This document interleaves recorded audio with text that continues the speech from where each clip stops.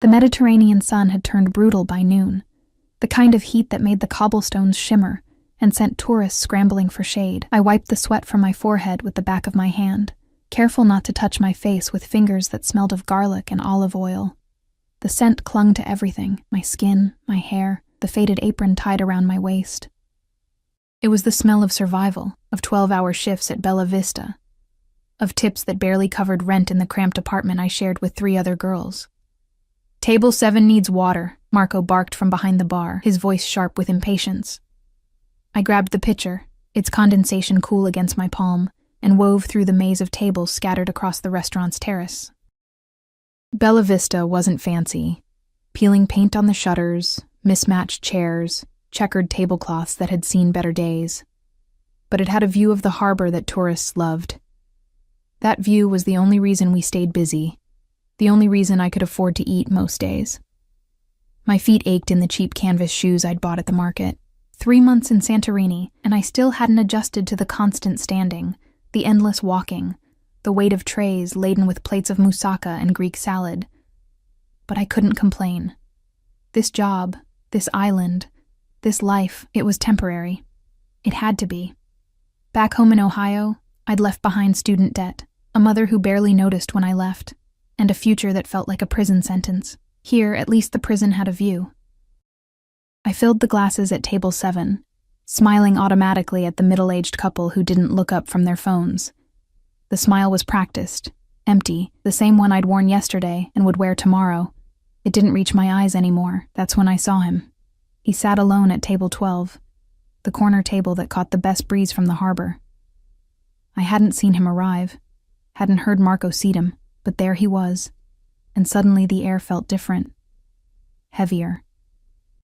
Charged with something I couldn't name. He wore all black despite the heat. Black shirt with the sleeves rolled to his elbows, revealing forearms that spoke of controlled strength. Black sunglasses that hid his eyes, but somehow made his attention more intense. His dark hair was perfectly styled, not a strand out of place despite the wind that played with the edges of the umbrellas. He looked like he'd stepped out of a cologne advertisement. Sharp jawline, olive skin, the kind of face that made you forget to breathe. A tourist, I told myself. Just another wealthy tourist, but something felt wrong, or maybe right. Too right. He didn't fidget like other customers, didn't check his phone every 30 seconds or crane his neck to see the view. He simply sat there, still as a predator, and even though I couldn't see his eyes behind those dark lenses, I knew he was watching me. The pitcher trembled slightly in my hand. I set it down on table 7 with more force than intended, water sloshing over the rim. "Careful," the man at table 7 muttered. I mumbled an apology and turned away, my heart beating faster than it should. It was just the heat, I told myself. Just dehydration. Just exhaustion from another day in paradise that felt more like purgatory. You, the new girl. The voice came from behind me, smooth and dark as espresso, carrying an accent I couldn't quite place. Italian? Greek? Something else entirely? It wrapped around me like silk, and I froze mid-step. I turned slowly. He'd removed his sunglasses, and the impact of his gaze hit me like a physical force. His eyes were the color of strong coffee, almost black, and they held an intelligence that made me feel transparent. Exposed. Like he could see every secret I'd tried to bury, every mistake I'd made, every desperate hope I'd clung to in the middle of sleepless nights. Yes? My voice came out smaller than I intended. Water. He gestured to his empty glass with one hand.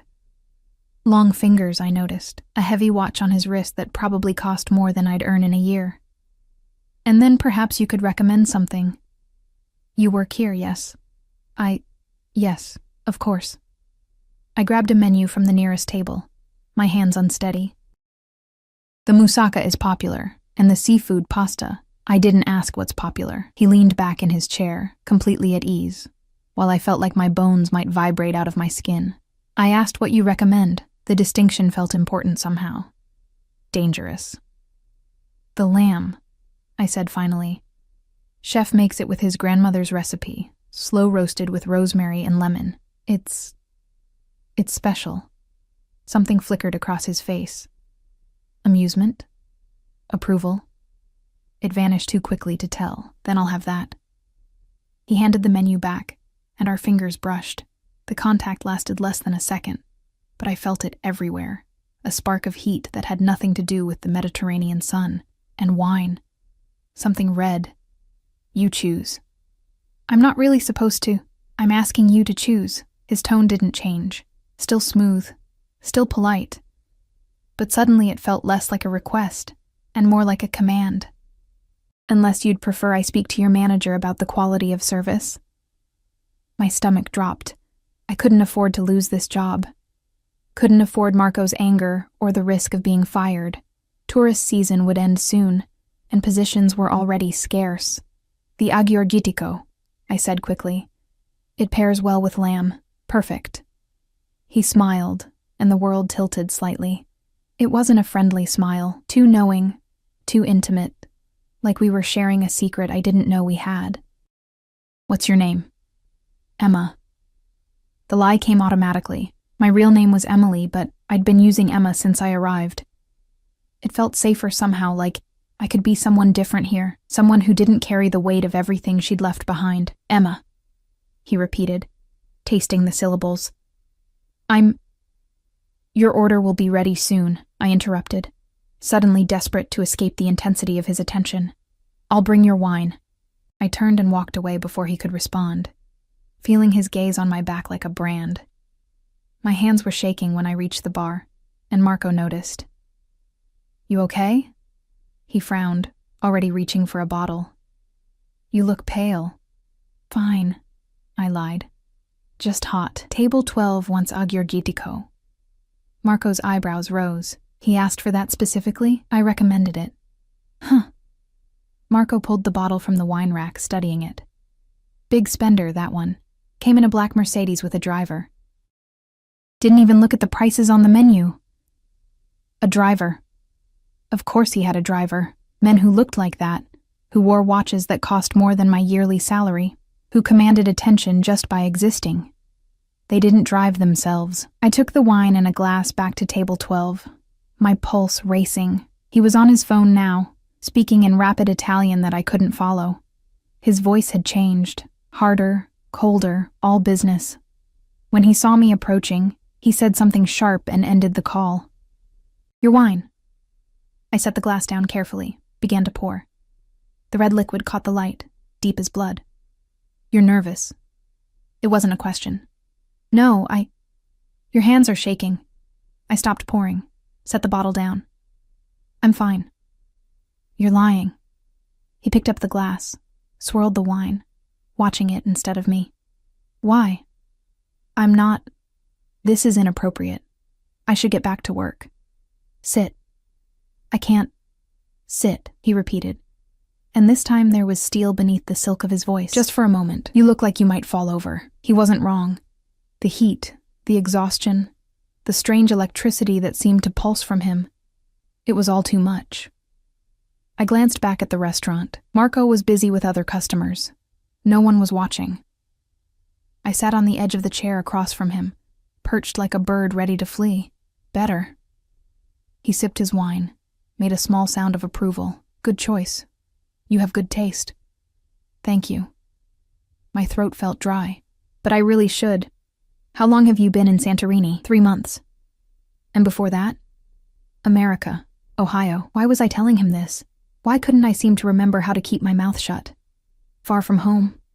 Something in his voice had shifted again, gone softer. Running from something or running to something.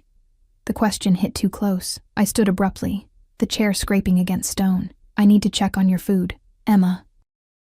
The way he said my name, my fake name, made it sound like a caress in a cage all at once. Don't run from me. I'm not running. I'm working. Of course. He inclined his head, a gesture that somehow felt like a king dismissing a subject. Go, but you'll be back. It sounded like a promise, or a threat. I fled to the kitchen, my heart hammering. What was wrong with me? He was just a tourist, just another wealthy man passing through. Someone who'd be gone tomorrow or the next day. someone I'd never see again. But when I brought out his lamb 20 minutes later, perfectly plated with roasted vegetables and that rosemary lemon sauce that made my mouth water, he was still watching me with those dark, knowing eyes. "Sit with me while I eat," he said. "I can't. There are other customers. They can wait. My boss will be compensated for your time."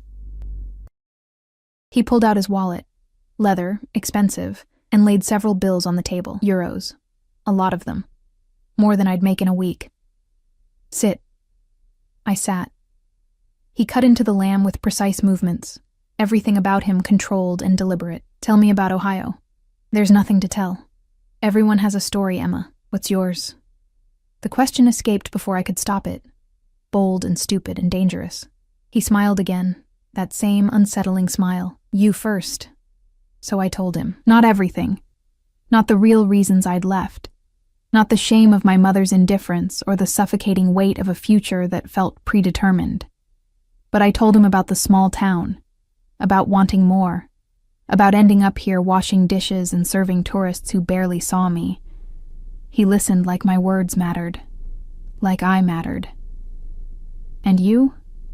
I asked when I finished. "What brings you to Santorini?" "Business." He took another bite of lamb, savored it. "You were right about this."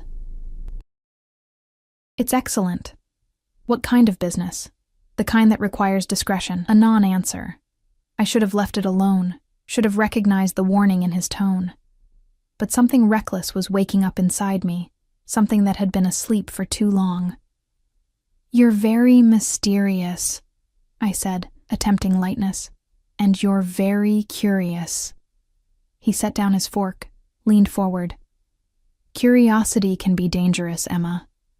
Is that a threat? A warning? The air between us crackled with tension. I should have been afraid.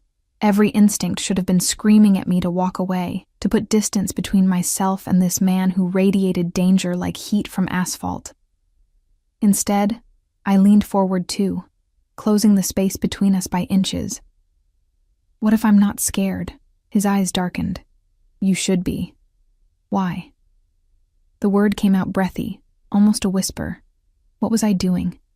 This wasn't me. I didn't flirt with dangerous strangers, didn't play with fire. But something about him pulled at me, made me want to shed my careful caution like an old skin. He reached across the table, his hand moving slowly enough that I could have pulled back, should have pulled back, but I stayed frozen as his fingers brushed my wrist, settled on my pulse point. His thumb pressed gently against the racing beat of my heart made visible. "Because you're trembling," he said softly. "Because your pulse is racing. Because you know, somewhere deep down, that I'm not what I seem. Then what are you?" His grip tightened fractionally. Not enough to hurt, but enough to remind me how easily he could. "Someone you should stay away from." "But you won't let me." I don't know where the words came from, this newfound boldness. "Will you?" Something flashed across his face. Surprise, heat, a hunger that made my stomach flip. "Careful, Emma." "Why?" "Because if you tease me again," he leaned closer, his voice dropping to a whisper that somehow felt more intimate than a shout. "I might forget to be a gentleman." My breath caught. This was insane, reckless, stupid. I pulled my hand back, stood up so fast the chair wobbled. "Your food is getting cold. Emma, enjoy your meal." I walked away on shaking legs, didn't look back even though I felt his gaze following me across the terrace. Marco caught my arm as I passed the bar. "What the hell was that?" he hissed. "You can't just sit with customers," he insisted. He paid for my time. I showed him the bills still clutched in my hand. "See?" Marco's eyes widened at the amount. "Christo, what did he want?" "Just to talk. Men like that don't pay that much just to talk, Emma."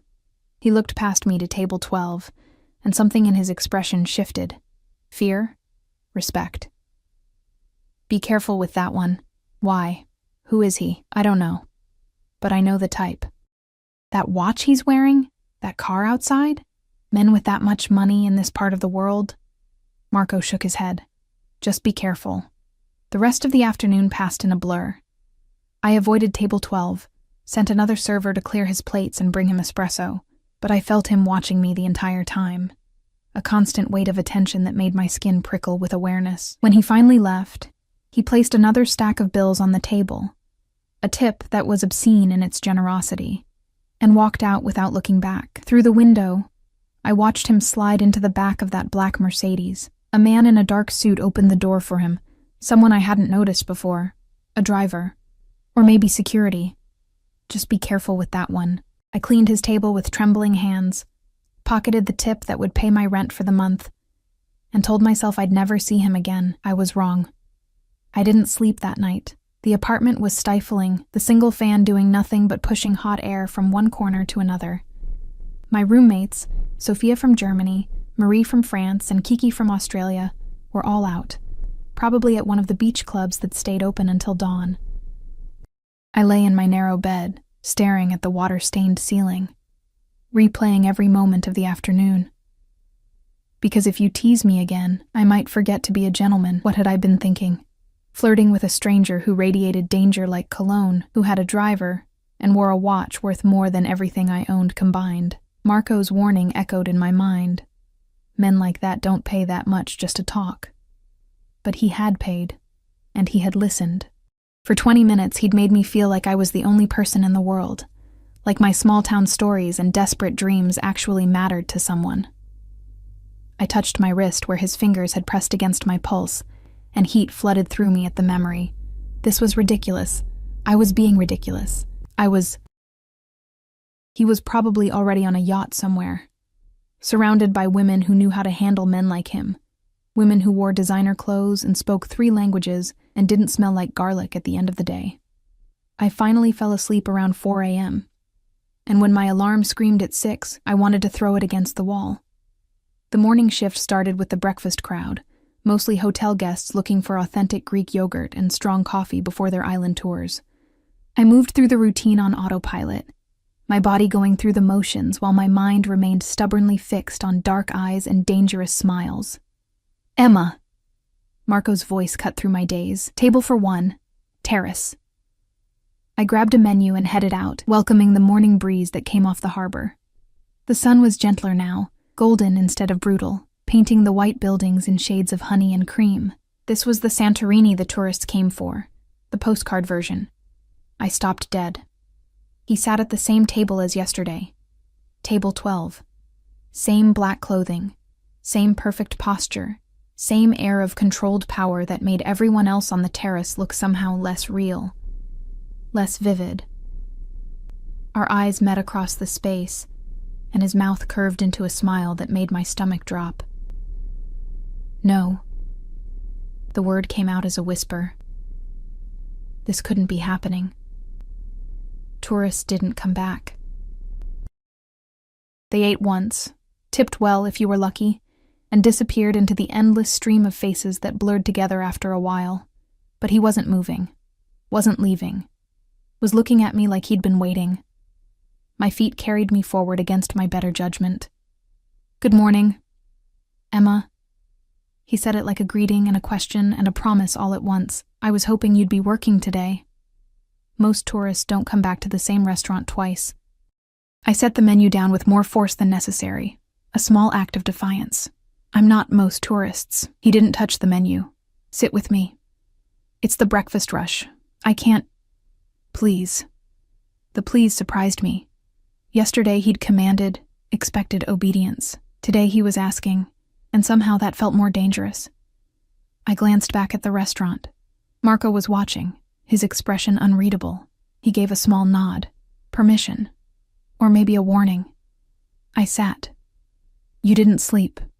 He stated it as fact, not question, and I wondered what he saw in my face, the dark circles I'd tried to hide with concealer, the exhaustion that made my bones feel heavy.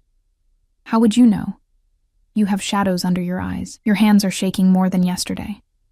And you're holding yourself very carefully, like someone who's running on empty but can't afford to stop. The accuracy of his observation made me uncomfortable. I sleep fine. Liar. But he said it gently, almost fondly. Were you thinking about me? The arrogance of it should have made me angry. Instead, heat flooded my cheeks. "You're very sure of yourself. That's not an answer. What do you want?" I asked, letting frustration sharpen my voice. "Why are you here? Why did you come back?" He leaned forward, elbows on the table, and the morning light caught the angles of his face. God, he was beautiful, dangerously, impossibly beautiful. "I came back for you." My heart stuttered. "You don't know me." "I know enough." His gaze traveled over my face like a physical touch. "I know you're running from something. I know you're scared of your own shadow, but yesterday you looked at me like you wanted to burn. I know you taste like courage and desperation in equal measure." I couldn't breathe properly. "That's insane. You can't just have breakfast with me." He cut through my protest, not as a server, as a guest. "When do you finish your shift?" 2:00, but I'll come back at 2. He stood, pulling out his wallet again, but this time I found my voice. "Stop." The word came out sharper than intended. "Stop paying me. Stop throwing money around like it solves everything." He paused, and for the first time, I saw something like approval in his eyes. "You don't want my money? I want..." What did I want? I didn't even know anymore. "I want you to stop playing games." If this is some kind of bet, some rich man's boredom, it's not. He moved around the table so fast I didn't have time to react. Suddenly he was there, close enough that I could smell him, sandalwood and something darker. Something that made my pulse race. "This is not a game, Emma, and I don't play with things I intend to keep." "Keep?" The word came out strangled. "I'm not a thing." "No." His hand came up, fingers brushing my cheek with a gentleness that contradicted everything else about him. "You're not. You're the first real thing I've seen in a very long time, and I protect what's mine. I'm not yours. Not yet." He stepped back, leaving me cold despite the morning heat. 2:00. Wear something comfortable. I'm taking you away from here for a few hours." I didn't agree. "You will." He was already walking away, moving with the fluid grace of a predator. "Because you're as curious about me as I am about you, and because you're tired of being invisible." He was right, and I hated him for it. The rest of the morning dragged and flew simultaneously. I dropped a tray, something I never did, and spilled coffee on my apron. Marco finally pulled me aside during the lunch rush. "What's going on with you and table 12? "Nothing. He's just..." "Just what? Just a rich tourist who's come back 2 days in a row to stare at you like you're the only person alive?" Marco's eyes were worried. "Emma, I like you. You're a good worker. But men like that, they're not good for girls like you." "Girls like me?" I bristled at the phrase. "Girls who have no one to protect them. No family here, no connections." He gripped my shoulder, his touch fatherly. "I've lived on this island my whole life. I've seen men like him before. They take what they want and leave destruction behind. Maybe I want to be taken." The words escaped before I could stop them, and Marco's face paled. "Madonna, you're already in too deep. I'm fine. It's fine. It's just breakfast. It's never just anything with men like that." But he let me go, shaking his head. "Be careful, Piccola, please." At 1:45, I changed out of my uniform in the cramped bathroom, pulling on the only decent dress I owned, a simple sundress in pale blue that I'd bought at a market stall. My hands shook as I applied mascara, as I tied my hair back, as I stared at my reflection and wondered what the hell I was doing. "You're tired of being invisible." He'd seen right through me. Somehow, in the space of 2 brief encounters, this stranger had understood me better than people I'd known for years. I walked out of the restaurant at precisely 2:00, and he was there, leaning against that black Mercedes, looking like every dangerous fantasy I'd ever had, and been too afraid to acknowledge. The driver stood nearby, a huge man in a black suit who watched the street with the alertness of a trained guard. Security. Marco had been right. You came. He straightened, and something in his expression softened. Relief.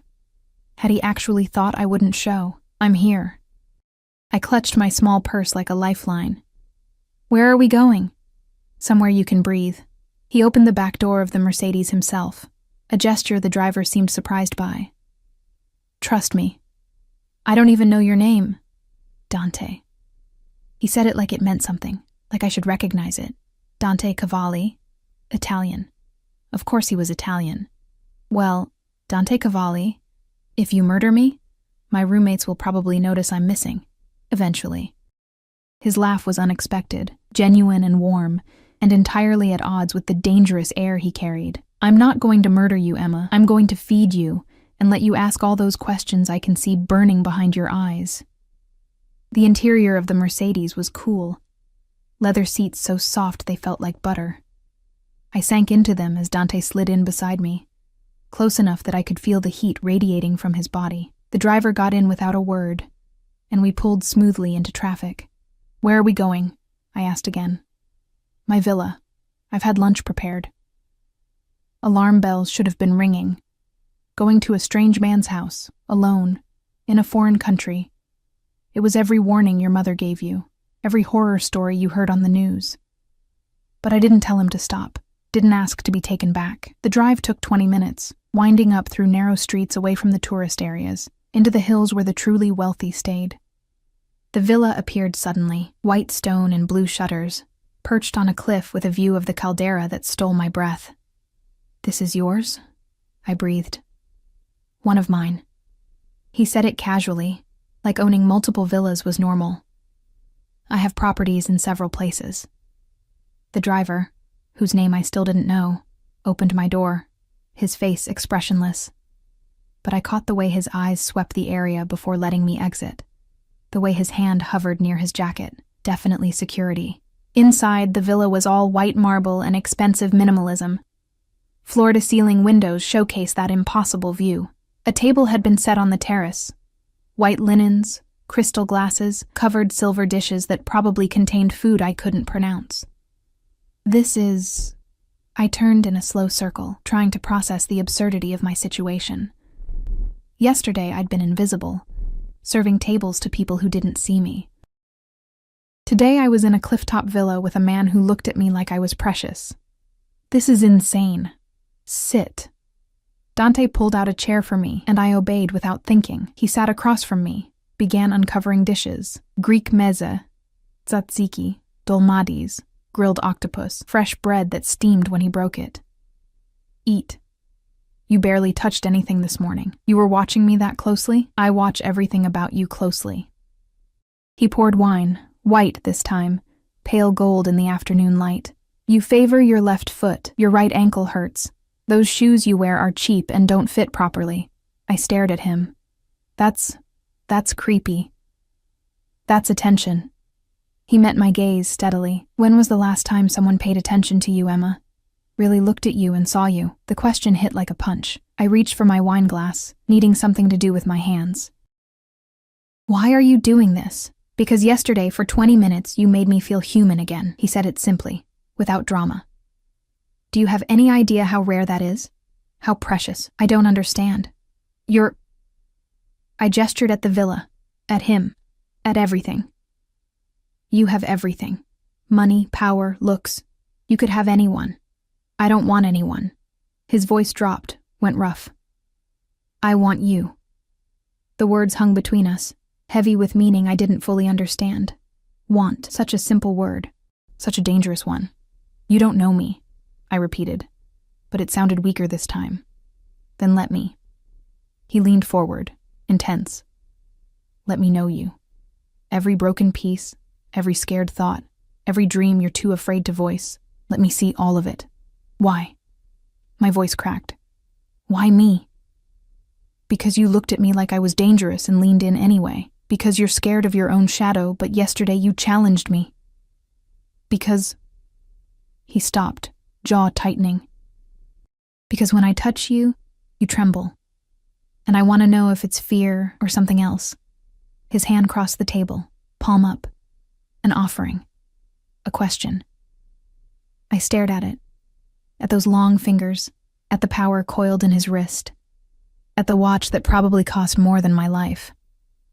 Every logical part of my brain screamed at me to leave, to run, to protect myself from whatever this was. I placed my hand in his. His fingers closed around mine, warm and sure, and his thumb traced circles on my palm that made my breath catch. "There," he murmured. "That's not fear." "How do you know?" "Because fear doesn't make you lean closer. It doesn't make your pupils dilate or your lips part." His gaze dropped to my mouth. "It doesn't make you look at me like you want to be devoured. Dante, eat first." He released my hand with visible reluctance. "Then I'll answer your questions, all of them." And so I ate, and the food was perfect, fresh and bright, and nothing like the leftover scraps I usually survived on. And he watched me the entire time with those dark, knowing eyes. "Tell me what you do," I said finally, setting down my fork. "Your business, the kind that requires discretion." "I manage interests." Careful words, diplomatic. "That's not an answer. It's the only answer I can give right now." He refilled my wine glass. "There are things about my life that are complicated. Dangerous, even. I don't want to pull you into that world, but you already are." I held his gaze. "Aren't you? By bringing me here, by—" I struggled to name what this was, by whatever this is. "Yes." No hesitation. No pretty lies.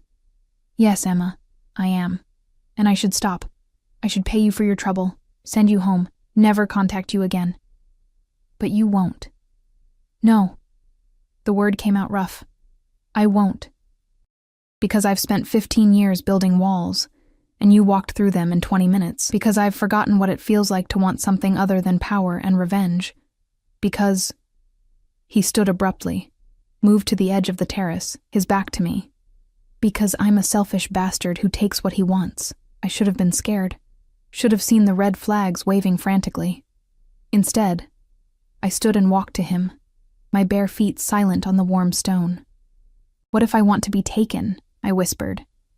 He turned so fast I gasped.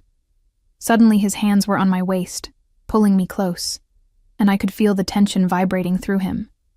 "Don't say things like that unless you mean them." "Maybe I do mean them. Emma." My name was a warning.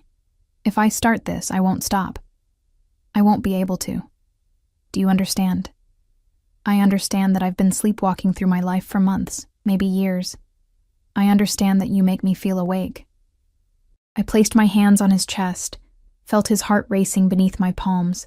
I understand that I'm tired of being careful. For a long moment, he just looked at me. Then his hand came up, cupped my face with a gentleness that made tears prick at my eyes. "If you tease me again," he said softly, echoing yesterday's warning, "there won't be any going back. I'll keep you, Emma. I'll bind you to me in ways you can't even imagine. And I won't let you go. Promise?" The word escaped as barely a breath. Something savage and hungry flashed across his face. "You have no idea what you're asking for." "Then show me." He kissed me. It wasn't gentle, wasn't sweet or tentative or any of the things a first kiss should be. It was claiming, possessive, his mouth on mine like he was trying to devour me whole. His fingers tightened on my waist, pulling me flush against him, and I gasped at the contact. He took advantage, deepening the kiss until I couldn't think, couldn't breathe, couldn't do anything but feel. When he finally pulled back, we were both shaking. "Christo," he breathed. "You taste like—" His phone rang, shattering the moment. He ignored it, but it rang again. And again. "Answer it," I whispered. He pulled the phone from his pocket with a vicious curse, and his expression changed as he looked at the screen, went hard, cold, dangerous. "I have to take this." He stepped away, and his voice when he answered was nothing like the voice he'd used with me. It was ice and authority, and barely contained violence. "What?" I couldn't understand the rapid Italian that followed, but I understood the tone. Business. The kind that required discretion. The kind that made his driver carry a gun. He ended the call and turned back to me, and I saw the war on his face, between what he wanted and what he had to do. "I have to go." Regret roughened his voice. "Something's come up that requires my immediate attention." "Of course." I wrapped my arms around myself, suddenly cold despite the heat. "I should get back anyway. Marco will drive you home." He crossed to me in 2 long strides, gripped my shoulders. I'm not leaving because I want to. Do you understand? You barely know me. You don't owe me explanations. Don't. His fingers tightened. Don't diminish this. What just happened? That was real. You are real. And I need you to wait for me. Wait for what? For me to come back. For me to finish what we started. He pressed his forehead to mine. Promise me you won't run. Promise me you'll be at the restaurant tomorrow. Dante. Promise me, Emma. I promise. The words felt like sealing my fate. He kissed me again, quick and hard, then was striding back into the villa. I heard him barking orders in Italian, heard the driver responding, heard doors slamming and engines starting. And then I was alone on the terrace with the remains of an unfinished lunch and the taste of him still on my lips. The driver, Marco, he'd said, though I realized he meant someone else, appeared at my elbow. Different from this morning, younger, just as armed. Miss, I'll take you home now. The drive back was silent. I stared out the window, watching the villa disappear, and wondered what I'd just done, what I'd promised, what I'd started. At my apartment building, the driver handed me a card, heavy paper, expensive, a phone number embossed in black. Mr. Cavalli said to call if you need anything at all. Then he was gone, and I was standing on the cracked sidewalk in front of my building, holding a business card that felt like it was burning a hole in my palm.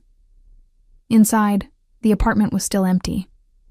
I sat on my bed, pulled out my phone, and did what I should have done yesterday. I Googled Dante Cavalli. The results made my blood run cold. The first article was in Italian, but Google translated it easily enough. Dante Cavalli, heir to the Cavalli crime family, suspected in connection with... I stopped reading. Scrolled down. More articles. More words that made my apartment feel smaller, the walls closing in. Organized crime. Money laundering. The youngest Don in Naples. Dangerous. Ruthless. Untouchable. My hands were shaking so badly I almost dropped the phone. I set it down on the thin mattress, stared at the cracked ceiling, and tried to process what I'd just learned. Mafia. The man who'd kissed me, who'd looked at me like I was precious, who'd promised to come back. He was Mafia. I should have been terrified, should have deleted his number, blocked any way he could contact me, maybe even gone to the police. That's what a sensible person would do. Instead, I picked up his card and traced the embossed numbers with my fingertip. I'll keep you, Emma. I'll bind you to me in ways you can't even imagine. Now those words made sense. Now the driver with the gun made sense. The multiple properties, the casual wealth, the aura of danger that clung to him like expensive cologne. All of it made terrible, perfect sense. My phone buzzed. Unknown number. My heart stopped, then started racing. I stared at the screen for 3 rings before answering. Hello? Did you Google me? His voice was dark, amused, knowing. How did you... I have alerts set up. Someone searches my name. I know about it. A pause. So, now you know. I should lie. Should pretend I hadn't seen anything. Instead, I asked, is it true? Which part? Any of it. All of it. Silence stretched between us, heavy with things unsaid. When he finally spoke, his voice had gone careful. Yes. 1 word. 1 syllable. My entire world tilting on its axis. The articles say... My voice cracked. I tried again. They say you're dangerous. I am. They say people who cross you disappear. No apology. They do. They say I couldn't finish. Couldn't voice the rest of what I'd read. Violence. Blood. Power built on fear and money and things I didn't want to imagine. Emma. He said my name like a caress. Are you afraid of me now? Was I? I searched inside myself for terror, for the instinct to run that should have been screaming. Found only a strange, reckless calm. I should be, I whispered. But you're not. I don't know what I am. I stood, paced the small room. This is insane. You're a criminal. I should hang up. But you won't.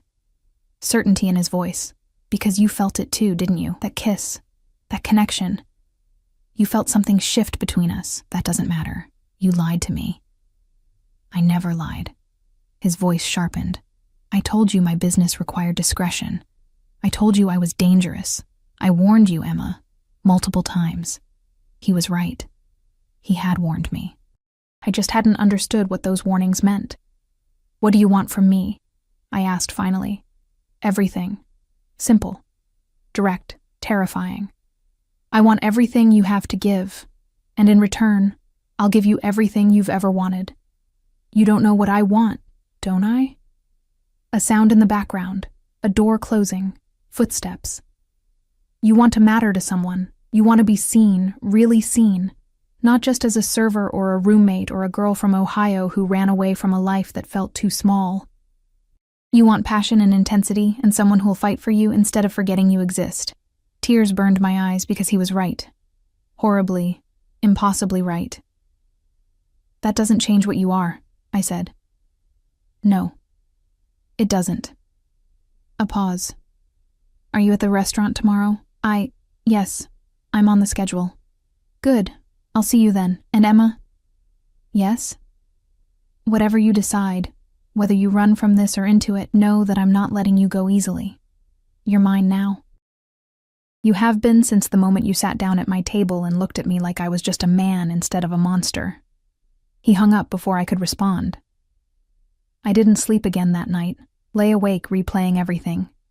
His touch, his kiss, his voice on the phone saying you're mine now like it was fact instead of threat. Mafia. The word kept echoing in my mind.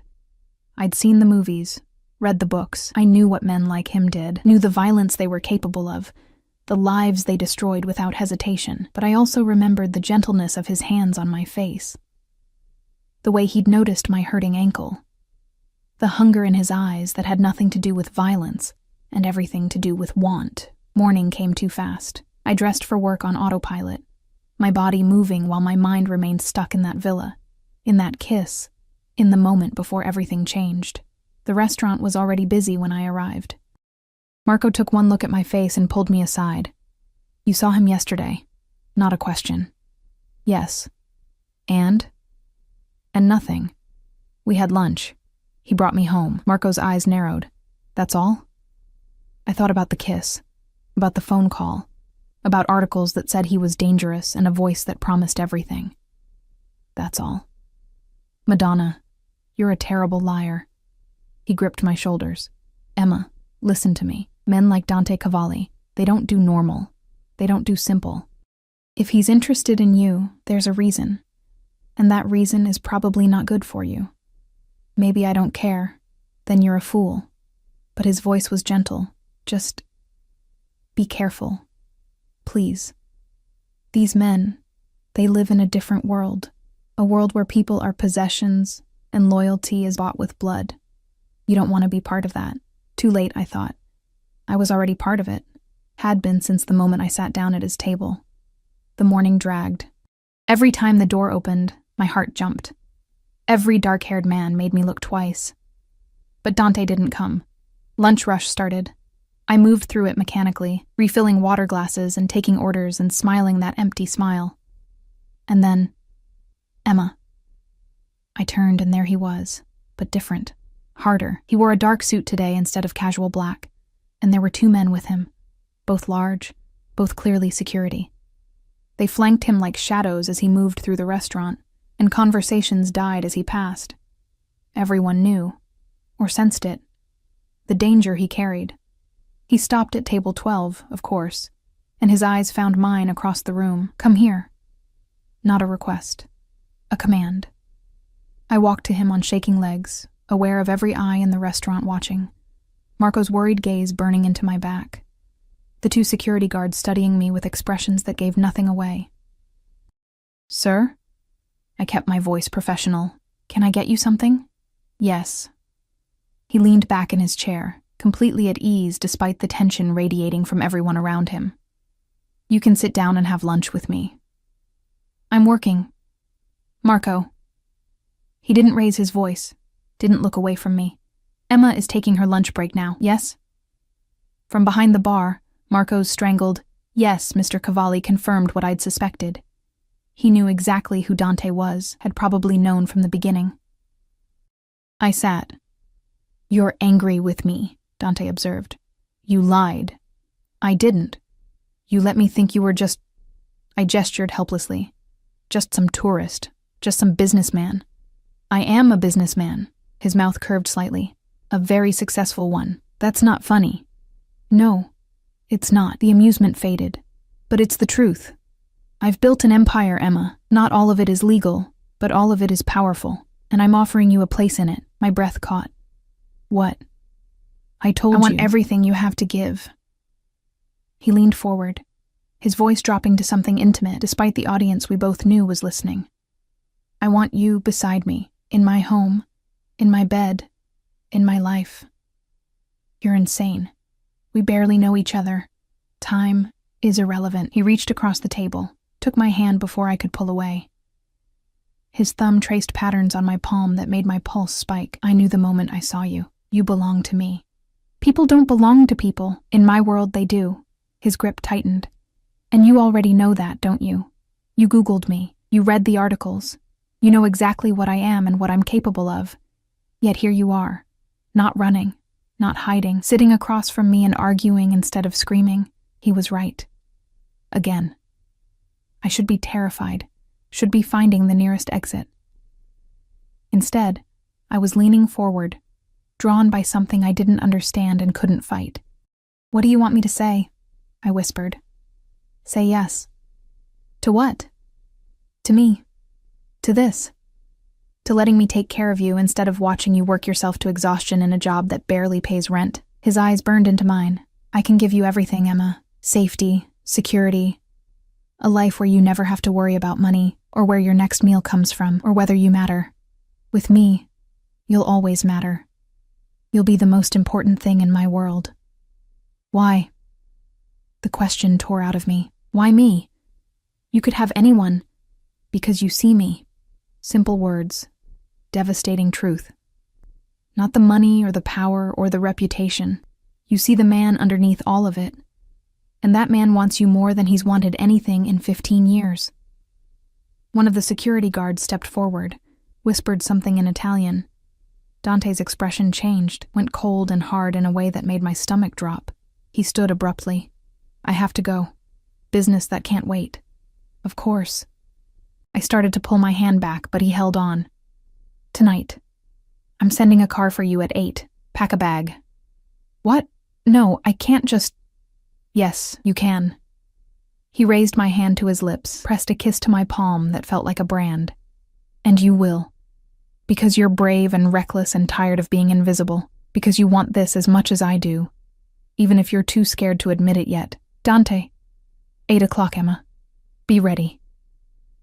Then he was gone, his security flanking him as he strode out. The black Mercedes was waiting, door already open.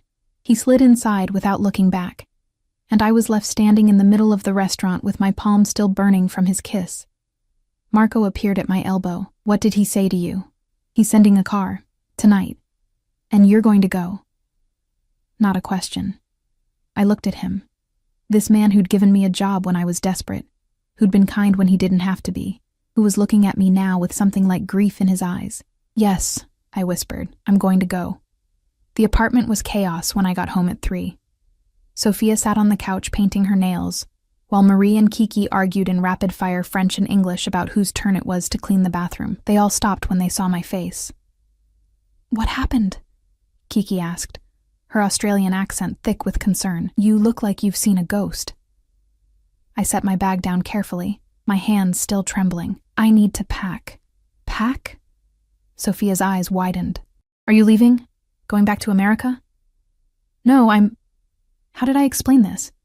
How did I put into words what I barely understood myself? I'm going to stay with someone, for a while. Someone. Marie's tone turned knowing. A man. Yes. The one from the restaurant. Kiki leaned forward. The hot one with the Mercedes. Emma, you dark horse. It's not like that. Except it was exactly like that. Worse than that. It's complicated. Complicated how? Sophia had abandoned her nails, was watching me with sharp eyes. Emma, you've been here 3 months and you've barely spoken to anyone. Now suddenly you're moving in with some guy we've never met? I'm not moving in, I'm just... What was I doing? Visiting. With a packed bag. Marie's expression turned serious. This is not safe. You don't know this man. I know enough. Do you? Sophia stood, crossed to me. Because from where I'm standing, this looks like every true crime documentary I've ever watched. Beautiful stranger, expensive car, sweeps you off your feet. Stop. I held up a hand. I appreciate the concern, I do, but this is my choice, my decision. A decision based on what? A few lunches? Some pretty words? Kiki's voice had lost its usual lightness. Emma, we care about you. We don't want to see you get hurt.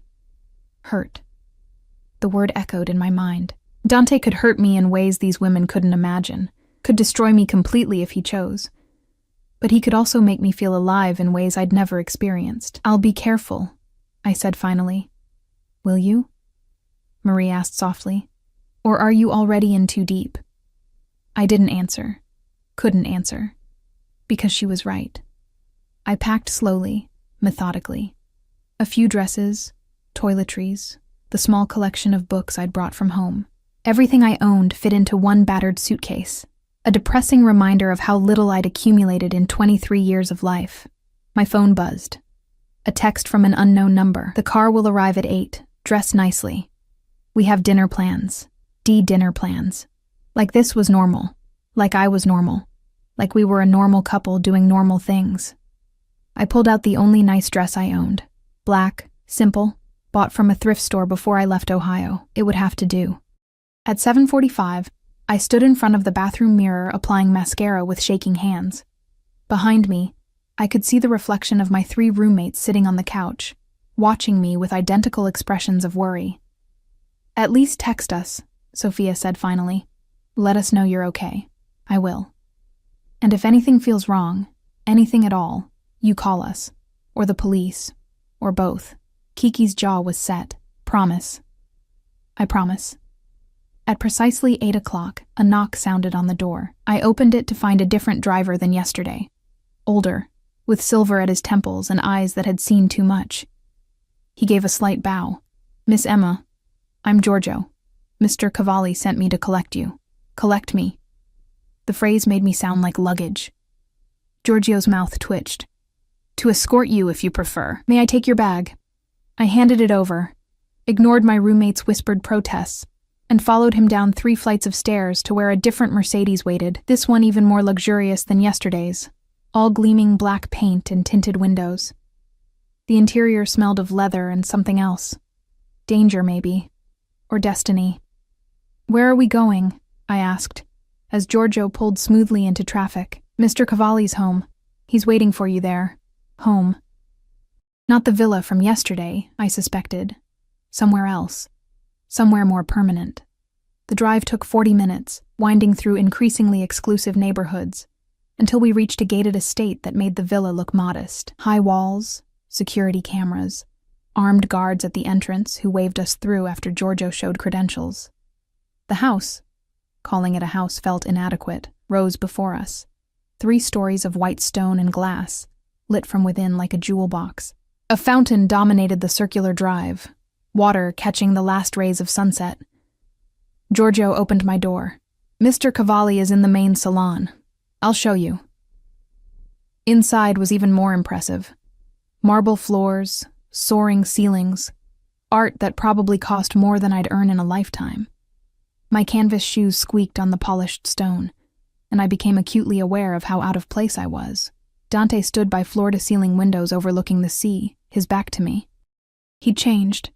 Dark slacks and a white shirt with the sleeves rolled up, exposing those forearms that had haunted my dreams. A crystal tumbler of amber liquid sat on the table beside him. Thank you, Giorgio. He didn't turn. That will be all. The door clicked shut behind me, and suddenly we were alone. You came, he said softly. Did you think I wouldn't? I hoped you wouldn't. Finally he turned, and the expression on his face stole my breath. Raw hunger mixed with something gentler. Relief, maybe. For your sake, I hoped you'd be smart enough to run. I'm not smart. I set my purse down carefully, apparently. No. He moved toward me with that predator's grace. You're brave. Stupidly, recklessly brave. It's going to get you hurt. By you? Never by me.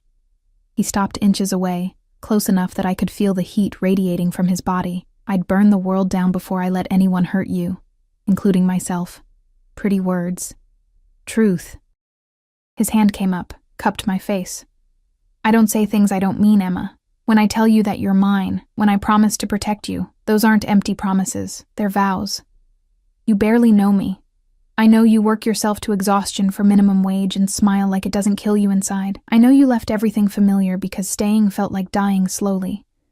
I know you've been invisible so long you've forgotten what it's like to be seen. His thumb traced my cheekbone. I know that when I kiss you, you taste like coming home. Tears burned my eyes. Stop. Why? Because you're making this harder, making me want things I shouldn't want, making me forget that you're dangerous. I am dangerous. He said it fiercely. I'm the most dangerous thing you'll ever encounter. But not to you. Never to you. For you, I'm safety. I'm sanctuary. I'm the one person in this world who will never let you fall. How can you promise that? You deal in violence? Yes, I do. I've killed men, Emma. I've ordered deaths and destroyed lives and built my empire on blood and fear. His grip tightened. But with you, I'm just a man who wants, who needs, who'll do anything to keep you safe and happy and mine. This is insane. Yes. He pressed his forehead to mine. Completely insane, and I don't care. Do you? Did I? Standing there in his arms, feeling the tremor that ran through him, seeing the vulnerability beneath all that power. Did I care that this was crazy? No, I whispered. I don't care. He kissed me then, and it was different from yesterday. Slower. Deeper. Less about claiming, and more about savoring. His hand slid into my hair, angled my head, and I melted into him like I'd been waiting my whole life for this moment. When we broke apart, we were both breathing hard. Dinner, he said roughly. I promised you dinner. I'm not hungry. My hands fisted in his shirt, not for food. Something dark and possessive flashed across his face. Emma, I want you. The admission felt both terrifying and liberating. I've wanted you since the moment I saw you. And I'm tired of pretending otherwise. Christo. His hands tightened on my waist. You can't say things like that. Not when I'm barely holding on. Then don't hold on. I pulled him closer. Let go. For a long moment, he just stared at me. Then he swept me into his arms, literally lifted me like I weighed nothing, and carried me toward a sweeping staircase. Where? My bedroom. His voice was rough. Where you'll sleep tonight, and every night after. Dante, no more arguments, Emma. No more protests. You're mine now, and I'm keeping you. He carried me up the stairs, down a hallway lined with art I didn't look at, through double doors into a room that took my breath away. Massive bed. More windows overlooking the sea, moonlight spilling across dark sheets. He set me down gently, and his hands framed my face. Last chance, he said softly. Last chance to run. After this, there's no going back. I won't let you go. Ever. Do you understand? I understood I was standing at a crossroads. One path led back to safety, to invisibility, to a life half-lived. The other led into darkness and danger, and a man who looked at me like I was his salvation. I understand, I whispered. And? I reached for him. And I choose you. He kissed me like a man dying of thirst, and I was water. His hands were everywhere. My face, my hair, my waist. But always gentle, always careful, like I was something precious he was afraid to break. Emma. My name was a prayer on his lips. Tell me to stop. Tell me this is too fast. Don't stop. I pulled him closer, needing the solid warmth of him, needing proof that this was real. Please don't stop. So he didn't. The night blurred into sensation. His mouth on my skin, his hands learning every curve, whispered words in Italian that I didn't understand but felt in my bones. He worshipped me with a reverence that made tears slide down my temples. And when we finally came together, it felt less like surrender and more like coming home. Afterward, he held me close, my head on his chest, his heartbeat steady beneath my ear. No regrets, he asked softly. No. And it was true. Despite everything. The danger, the insanity, the fact that I'd known him for 3 days, I had no regrets. You? Never.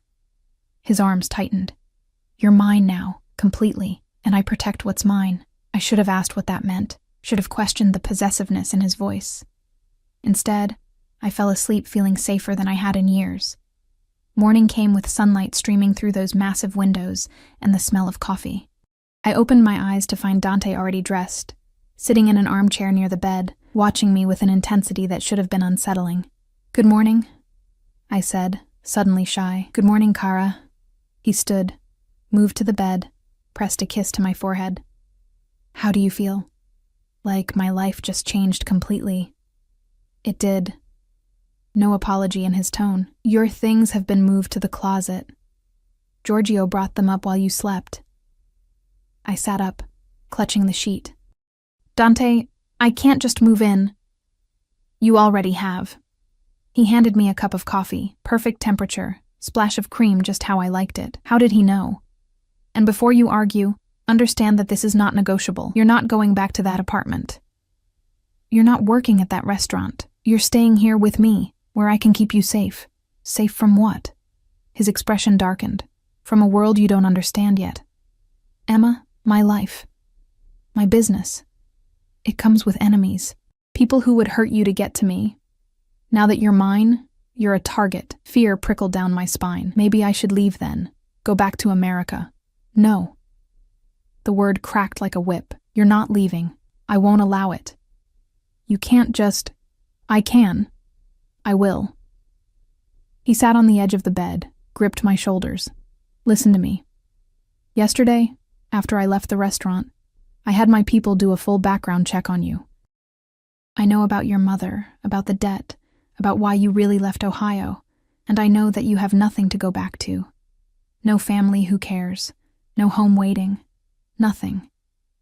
Shame burned through me. You had no right. I had every right. You became mine the moment you sat at my table. And I protect what's mine by knowing everything about it. His voice softened. I'm not judging you, Kara. I'm offering you something better. A life here, with me, safety, security. A chance to be more than invisible. As what? Your mistress? As mine. He cut me off. Whatever label you want to put on it doesn't matter. What matters is that you're under my protection now. No one will hurt you. No one will dismiss you or ignore you or make you feel less than. And in return, all I ask is that you stay, that you let me take care of you. It should have felt like a cage, should have felt like I was trading one trap for another. Instead, it felt like freedom. For how long? I whispered. Forever. Simple, direct, terrifying. I told you, Emma, I don't let go of what's mine. 3 weeks passed in a blur of luxury and learning. Dante was gone during the days. Business, he said, and I didn't ask for details, but the nights were ours. He took me to private dinners at restaurants that didn't have prices on the menu, bought me clothes that cost more than my former rent, introduced me to a world of wealth and power that felt both intoxicating and dangerous. But there were rules. Always rules. Don't leave the estate without Giorgio or another guard. Don't speak to strangers. Don't ask about his business. Don't. The cage was gilded, but it was still a cage. I need to do something, I told him one night over dinner on the terrace. I can't just exist. What do you want to do? I don't know. Work? Study? Something that's mine. He studied me for a long moment. You want independence. I want purpose. Then you'll have it. He reached across the table, took my hand. I'll set up accounts for you. You can pursue whatever interests you. Take classes, start a business. Whatever you want. With your money. With our money. His thumb traced circles on my palm. What's mine is yours, Emma. All of it. But it wasn't. Not really. Because I was the one who couldn't leave without permission. I was the one who had guards shadow my every move. I was the one living in a beautiful prison. The explosion happened on a Thursday. I was in the garden, the one place I was allowed without constant supervision. reading a book when I heard it, a thunderous boom that shook the ground, followed by alarms and shouting. Giorgio appeared within seconds, his gun drawn. Inside. Now, what's happening? Now! He grabbed my arm, hauled me toward the house. Behind us, smoke rose from somewhere near the front gate. Inside was chaos. Men in suits with weapons, rapid-fire Italian I couldn't follow. Dante's voice cutting through it all with cold authority. He appeared in the doorway, and the relief on his face when he saw me was visceral. Cristo. You're okay. What happened? Car bomb. At the gate. He crossed to me, ran his hands over me like checking for injuries. You're sure you're okay? You weren't hurt? I'm fine. But Dante, what? Rivals, his jaw tightened, sending a message. What kind of message? The kind that says they know about you. He pulled me close and I felt the tremor that ran through him, the kind that means we need to be more careful. More careful, more guards, more rules, more cage. This is because of me, I whispered. No, this is because of my world, a world I knew you'd become part of when I claimed you. He tilted my face up. But I meant what I said, Emma. I protect what's mine, and no one will touch you. That night, he made love to me with a desperation that bordered on violence, like he was trying to prove through touch that I was his, that I was safe, that nothing could take me from him. And in the aftermath, as I lay in his arms, I finally understood the weight of what I'd accepted. This wasn't a fairy tale. This wasn't some romance where love conquered all. This was real. Dangerous and dark and complicated. But it was also mine. 2 days after the bombing, everything changed. I was in Dante's office, a room I normally avoided, looking for a book when I saw the folder. It was sitting on his desk, partially open, and I wouldn't have noticed except for one word on the top page, Ohio. My hands shook as I opened it fully. And there, in black and white, was everything. Not just a background check, a file. Photos of me from before I left, coming out of my apartment, at my old job, with people I'd tried to forget. Dates, times, a detailed record of my last 6 months in America, and notes in the margin, in Dante's handwriting, vulnerable, isolated, perfect. The world tilted. Emma? His voice came from the doorway, and when I turned, his face was carefully blank. You weren't supposed to see that. Perfect? My voice broke on the word. I was perfect? This was... what? Some kind of plan? It's not what you think. Then what is it? I threw the folder at him, pages scattered. Tell me, was any of it real? Or was I just some target you decided to acquire? Don't. He moved toward me and I backed away. Don't do that. Don't diminish what we have. What we have? Hysterical laughter bubbled up. We have nothing. This was all calculated. You saw a desperate girl and decided to collect her like some kind of trophy. That's not true. Then explain. I was shouting now, tears streaming down my face. Explain why you have photos of me from before we met. Explain why you have notes about how vulnerable I was. Explain any of this. He ran a hand through his hair, and for the first time since I'd met him, he looked uncertain. I was in Santorini on business. Real business. A meeting with suppliers. And I saw you at the restaurant. Just saw you. The way you moved. The way you smiled that empty smile. The way you were invisible even when you were standing right there. And I recognized it. Recognized what? Loneliness. His voice went rough. The kind that eats you from the inside. I've been alone my entire life, Emma. Surrounded by people but utterly alone. And I saw that same loneliness in you. So yes, I had you investigated. I wanted to know if what I saw was real, or if I was projecting. And when the report came back, when I learned about your mother and the debt, and how alone you really were, you decided I was perfect, bitterness coded the words. Perfect victim. Perfect match. He closed the distance between us before I could retreat. You were perfect for me, because you understood what it meant to be unseen. Because you were strong enough to survive, but soft enough to still hope. Because when I looked at you, I saw possibility. Possibility of what? Of not being alone anymore. His hands came up, framed my face. Yes, I planned our meeting. Yes, I orchestrated things to ensure we'd interact. But everything after, every word, every touch, every moment, that was real, Emma. The way I feel about you is real. How can I believe that? Tears continued to fall. How can I trust anything you say when it all started with a lie? Because I'm standing here telling you the truth now. His thumbs wiped away my tears. Because I'm not making excuses or trying to manipulate you. I'm being honest. Probably more honest than I've been with anyone in my life. I saw you, and I wanted you, and I made it happen. That's what I do. That's who I am. But that doesn't make this, us, any less real. I wanted to believe him. God, I wanted to believe him so badly. But the folder on the floor, those notes in the margin, the proof of his calculation, it all felt like poison. I need time, I said finally. I need to think. No. His grip tightened.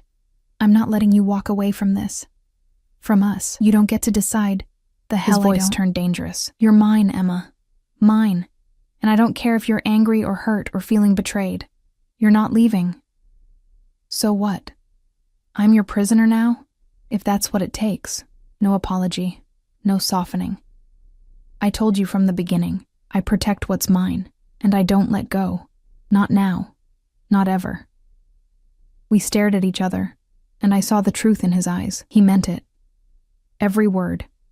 He would keep me here by force if necessary.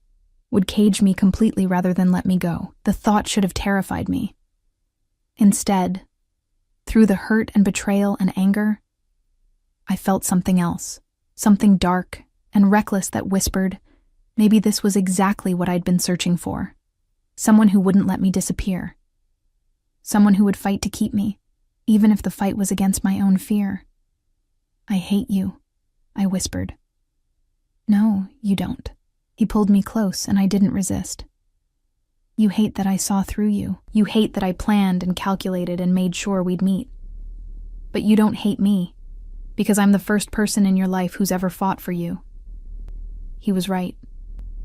And I hated him for that too. What happens now? I asked against his chest. Now? His arms tightened. Now you stay angry for a while. You make me work for forgiveness. You test me to see if I really mean what I say about never letting you go. And eventually, when you're ready, you accept that what we have is messy and complicated and started with calculation, but became something real. You're very sure of yourself. I'm sure of us. He tilted my face up, and the intensity in his eyes stole my breath. I'm sure that what I feel for you is real. I'm sure that I'd burn my entire empire to the ground before I'd let anyone hurt you. I'm sure that spending the rest of my life proving to you that you matter, that you're seen and wanted and loved, is exactly what I meant to do. Loved? The word caught in my throat. Yes. No hesitation. I love you, Emma. Probably loved you from the moment you sat at my table and looked at me like I was just a man. And I'll spend every day proving it. I should have pushed him away, should have demanded he let me go. Should have run back to my small life, where the worst that could happen was invisibility. Instead, I kissed him. Because maybe love that started with calculation could become something real. Maybe a cage made of protection and possessiveness could still be freedom. Maybe being seen, really, truly seen, was worth the danger that came with it. I'm still angry, I murmured against his lips. I know. And I don't forgive you. I know. But I'm not leaving. I know that too. He deepened the kiss, and I felt his smile. Because you're mine, and I'm yours. And that's all that matters. 6 months later, I stood in the garden watching sunset paint the sky in shades of fire. The estate had become home. The guards had become familiar faces. The life I'd once found suffocating had become the air I breathed. Dante's arms came around me from behind, and I leaned back into his warmth. Happy? He asked. Was I? I thought about the classes I was taking online, the small charity I'd started helping local women, the life I was building within the boundaries of his protection. I thought about the nights in his arms, the mornings waking to his face, the feeling of being cherished and protected and utterly, completely seen. "Yes," I said, and meant it. "I'm happy." "Good." He pressed a kiss to my temple. "Because I have something for you." He handed me a small velvet box, and my heart stuttered. "Dante, open it." Inside was a ring, not an engagement ring, something else. A band of white gold with words engraved inside. "Mia per sempre," mine forever. "It's a promise," he said softly, "that you'll always be seen, always protected, always loved, that you'll never be invisible again, that what we have, this messy, complicated, beautiful thing, will last forever." I slipped the ring on, felt its weight settle like an anchor, like a promise, like home. "Forever," I echoed. And in his arms, in the garden of our gilded cage, I finally understood that sometimes freedom isn't about escaping. Sometimes it's about finding someone who sees you so completely, who holds you so carefully, who loves you so fiercely that their protection becomes your wings instead of your chains. I'd come to Santorini looking for something more, and I'd found it in the most unexpected place. In the arms of a dangerous man who'd seen me when I was invisible, who'd chosen me when I felt worthless, who'd loved me when I'd forgotten how to love myself. "I love you," I whispered. "I know," he said. "I've known since the beginning, since the moment you looked at me and leaned in instead of running away. Since you chose danger over safety and me over everyone else. I've always known." And maybe that was the truth of it. Maybe he had always known. Maybe from the very start, this had been inevitable. Two lonely people finding each other across a crowded terrace, recognizing in each other the possibility of being whole. The sun set over the Mediterranean, painting everything in gold, and I stood in the arms of the man who'd claimed me, kept me, loved me, and for the first time in my life, I was truly, completely